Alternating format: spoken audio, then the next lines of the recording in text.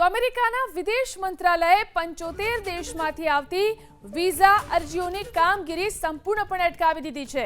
આ દેશોમાં Russia, Afghanistan, Iran, Iraq, Nigeria અને બ્રાઝિલ જેવા દેશોનો સમાવેશ થાય છે। ટ્રમ્પ સરકારનો તર્ક છે કે આ પગલા પાછળનું મુખ્ય કારણ એવા અરજદારો પર નજર રાખવાનું છે જેમના અમેરિકામાં સરકારી સહાય પર નિર્ભર બનવાની સંભાવના વધુ છે।